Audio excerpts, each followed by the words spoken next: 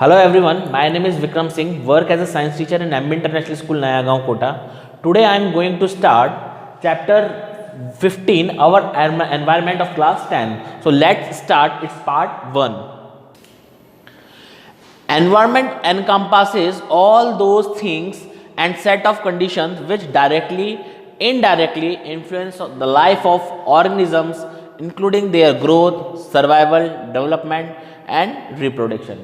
कहने का मतलब क्या है कि जो एनवायरनमेंट है, एनवायरनमेंट सभी लिविंग थिंग्स या सभी living non living thing possess करता है, साथ ही में कुछ सेट ऑफ कंडीशंस होती हैं जो डायरेक्टली और इनडायरेक्टली उस एनवायरनमेंट में रह रहे लिविंग ऑर्गेनिज्म के ऊपर डायरेक्टली अफेक्टेड करती है या उसे इन्फ्लुएंस करती है। और इस एनवायरनमेंट के कारण जो ऑर्गेनिज्म है, लिविंग ऑर्गेनिज्म है, उसकी ग्रोथ, उसके सर्वाइवल और उसके डेवलपमेंट और उसके रिप्रोडक्शन जैसी प्रोसेसेस पर अफेक्ट पड़ता है। तो एनवायरनमेंट के अंदर टोटल वो सभी चीज़ें हैं जो एक लिविंग ऑर्गेनिज्म के ऊपर डायरेक्टली इफेक्ट डाल रही हैं।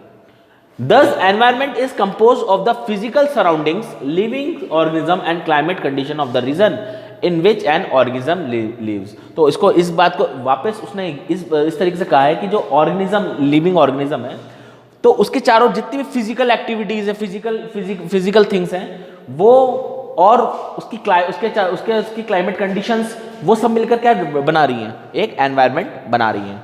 ठीक है। Based on the above components, there can exist abiotic means non-living or environment and biotic living environment. अब देखिए कंपोनेंट्स के बेसिस पर एनवायरनमेंट के भी दो कंपोनेंट बताए गए, एक तो अबायोटिक और बायोटिक। अबायोटिक का मतलब नॉन लिविंग है और बायोटिक का मतलब लिविंग है। The living organisms adapted to the environment in which they start living by acquiring certain characteristic features and this process is known as adaptation. अब जो लिविंग ऑर्गेनिज्म है, जो एनवायरनमेंट में रह रहा है, वो एनवायरनमेंट वो लिविंग ऑर्गेनिज्म अपनी लाइफ को सर्वाइव करने के लिए उस एनवायरनमेंट की जो कैरेक्टरिस्टिक्स हैं या उसके वो फीचर्स हैं उसको एडॉप्ट कर लेता है, जिससे कि वो उस एनवायरनमेंट में सर्वाइव कर सके। और इस चीज़ को उस एनवायरनमेंट की कैरेक्टरिस्टिक अडॉप्ट करने का जो नेचर है, इस प्रोसेस को हम क्या बोलते हैं, adaptation. The place where an organism lives is called its habitat. और एनवायरनमेंट में जहाँ ऑर्गेनिज्म रहते हैं उसको क्या बोलते हैं हम, habitat. And a community consist of all living things in a habitat. और एक कम्युनिटी क्या चीज़ है, कम्युनिटी वो चीज़ है जिसके अंदर सभी लिविंग ऑर्गेनिज्म या लिविंग थिंग्स है वो अपने अपने हैबिटेट्स में रहते हैं, यानी अपनी अपनी जगह रहते हैं। Next, waste types and their effects on our environment. One of the disturbing issue leading to the environmental imbalance is the improper management of generated waste. देखिए प्रेजेंट सिचुएशन में एनवायरनमेंट का जो के अपोजिट जो सबसे बड़ा प्रॉब्लम फेस है, जो आज ह्यूमन भी फेस कर रहे हैं, वो है वेस्ट का। कि जितना भी वेस्ट हो रहा है, पॉल्यूशन हो रहा है, इससे हमारा एनवायरनमेंट पे इफेक्ट पड़ रहा है और इससे एनवायरनमेंट पॉल्यूटेड होता जा रहा है दिन पे दिन। क्योंकि ये जो वेस्ट जनरेट हो रहा है ह्यूमन बींग से, इस वेस्ट को जनरेट करने के लिए, वेस्ट को मैनेज करने के लिए कोई सिस्टम बना हुआ नहीं है। तो अगर वेस्ट जनरेट हो रहा है, इसको मैनेज करने के लिए कोई सिस्टम नहीं है, तो डायरेक्टली एनवायरनमेंट पर इफेक्ट कर रहा है। Thus, useless leftover or discarded substance are called as a waste substance. और जो यूजलेस लेफ्ट और डिस्कार्डेड सब्सटेंस है, जो हमारे लिए यूज में नहीं है, उसे हम क्या बोलते हैं, वेस्ट सब्सटेंस। तो इससे जो एनवायरनमेंट को लीड कर रहा है दिन पे दिन, जो वेस्ट प्रोडक्ट्स बढ़ रहे हैं, या एनवायरनमेंट इश्यूज को बढ़ा रहे हैं दिन पे दिन। These are of 3 types. अब ये देखिए, ये वेस्ट भी 3 टाइप्स के होते हैं, such as solid in the form of household waste. देखिए सॉलिड जो हाउस होल्ड वेस्ट की फॉर्म में होते हैं, farm waste and industrial waste. अगर हमारे घर से जो भी वेस्ट निकलता है, हम उसको क्या बोलते हैं, हाउस होल्ड वेस्ट। फार्म से जो वेस्ट निकल रहा है उसे हम फार्म वेस्ट, और इंडस्ट्री से जो वेस्ट निकल रहा है उसे हम बोलते हैं इंडस्ट्रियल वेस्ट एक्सेट्रा। तो ये बेसिकली 3 टाइप्स के वेस्ट हैं। Liquid in the form of chemical waste, solid की फॉर्म में household waste, farm house और इंडस्ट्रियल वेस्ट। लिक्विड की फॉर्म में chemical waste, and gaseous in the form of smoke from chimney and automobiles. और smoke की form कहाँ से निकलता है? चिमनी और ऑटोमोबाइल से। यानी solid waste, household form waste और इंडस्ट्रियल वेस्ट, लिक्विड आपका केमिकल वेस्ट जो केमिकल इंडस्ट्री से निकलेगा, और गैसेस वेस्ट आपका किस फॉर्म में निकलेगा? स्मोक की फॉर्म में चिमनी और ऑटोमोबाइल इंडस्ट्रीज से।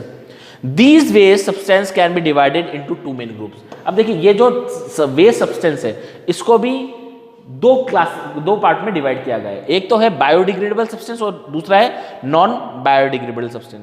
देखो वेस्ट के तो 3 फॉर्म बता दिए, सॉलिड, लिक्विड और गैस, लेकिन वेस्ट के क्लासिफिकेशन 2 हैं, बायोडिग्रेडेबल और non biodegradable. First we talk about biodegradable substances.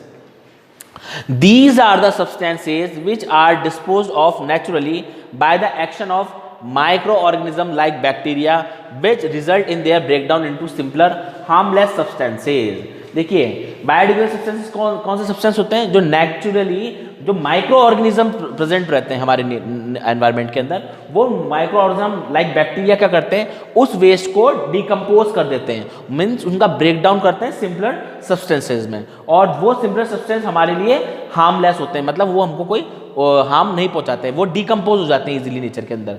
तो ऐसे सब्सटेंस जो बैक्टीरिया के थ्रू इजीली या बैक्टीरिया माइक्रो ऑर्गेनिज्म के थ्रू इजीली डिकम्पोज हो जाए, है ना, नेचर में, और वापस वो साइकिल के अंदर, नेचुरल साइकिल के अंदर इन्वॉल्व हो जाए, ऐसे सब्सटेंस को हम क्या बोलते हैं? Biodegradable substances. These micro organism secrets enzymes. ये जो माइक्रो ऑर्गेनिज्म्स होते हैं जो ऐसे वेस्ट को या ऐसे बायोडिग्रेडेबल सब्सटेंस को डिकम्पोज करते हैं, ये क्या, ये माइक्रो ऑर्गेनिज्म क्या करते हैं? एंजाइम सेक्रेट करते हैं, which solubilise this substance due to course of time. और माइक्रो ऑर्गेनिज्म के एंजाइम के थ्रू ये जो सब्सटेंसेज हैं ये सॉल्युबल हो जाते हैं और डिकम्पोज हो जाते हैं नेचर के अंदर।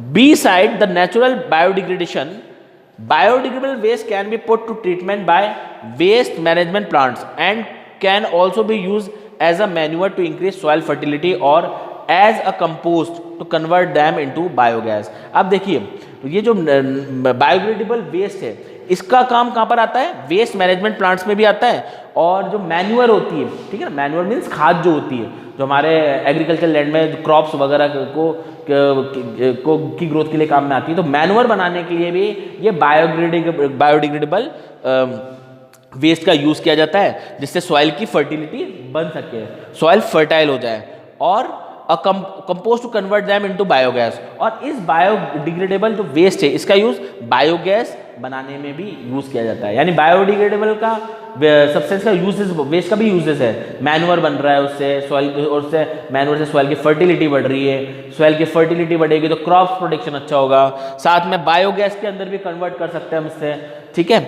Example garbage, sewage, livestock waste use to tea leaves, use tea leaves, waste paper, leftover food articles etcetera. अब देखिए जो बायोगैस बन रही है इसके लिए कौन कौन सा? गार्बेज, सीवेज, ये जितना भी मैंने एग्जांपल बताया, फूड आर्टिकल, लेफ्ट ओवर, ये सब, इन सब से मिलकर हम क्या बना सकते हैं? बायोगैस। और ये सभी क्या है एग्जांपल? ये बायोडिग्रेडेबल वेस्ट के एग्जांपल हैं। Next is effects of biodegradable substances. देखिए अब वैसे बायोडिग्रेडेबल सब्सटेंस जो है माइक्रो ऑर्गेनिज्म के थ्रू डिकम्पोज हो जाते हैं नेचुरली, लेकिन उसमें थोड़ा टाइम पीरियड टाइम लगता है, थोड़ा लंबे टाइम बाद ही इजीली डिकम्पोज हो पाते हैं।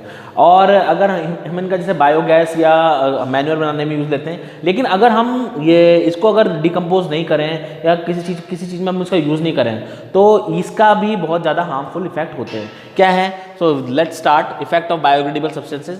They act as a pollutants only when their quantity becomes large।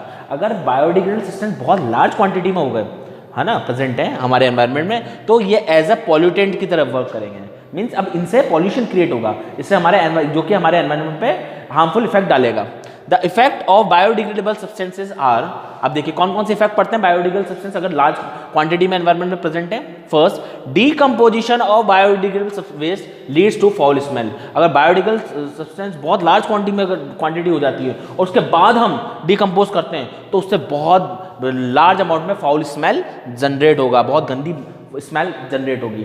Second, dumping of industrial waste reduce the fertility of soil and leads to reduction in crop yields. और जो industrial waste का जो dump है वो क्या करता है? वो सॉइल की जो फर्टिलिटी है उसको रिड्यूस करता है, जिसका पूरा पूरा डायरेक्ट इनडायरेक्टली असर किस पे दिखता है? इफेक्ट क्रॉप यील्ड्स पे, जो कि क्रॉप्स हैं उनका ग्रोथ रुक जाता है, उनका जो प्रोसेस है जितना भी वो सब डाउन हो जाता है। Second, breeding of flies in huge quantity on this waste carries germs and spread disease. अब देखिए कहीं बहुत ज़्यादा अमाउंट में आपका बायोडिग्रेडेबल वेस्ट पड़ा हुआ है तो वहाँ पर क्या जनरेट होगा? वहाँ पर जो फ्लाइज हैं वो ह्यूज क्वांटिटी में वहाँ पर आके गैदरिंग कर लेंगी, वहाँ पर अलग अलग ब्रीड वाली फ्लाइज वहाँ पर आ जाएंगी। अब वो फ्लाइज क्या करेंगी?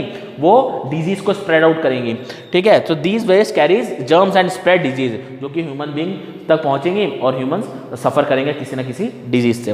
Next, dumping of waste into water bodies lead to water pollution. अगर हम इंडस्ट्रियल वेस्ट या केमिकल वेस्ट को डायरेक्ट डंप करते हैं वाटर के अंदर, वाटर बॉडीज के अंदर, लाइक रिवर, लेक्स, ओशंस के अंदर, तो उससे क्या बढ़ेगा? It leads to water pollution, इससे वाटर पॉल्यूशन बढ़ेगा। And it is responsible for spreading of various water borne disease, और इससे वाटर से होने वाली बहुत सारी डिजीज लाइक कॉलेरा वगैरह, डायरिया वगैरह, इन सब चीज़ों को बढ़ावा मिलेगा, लीड मिलेगी।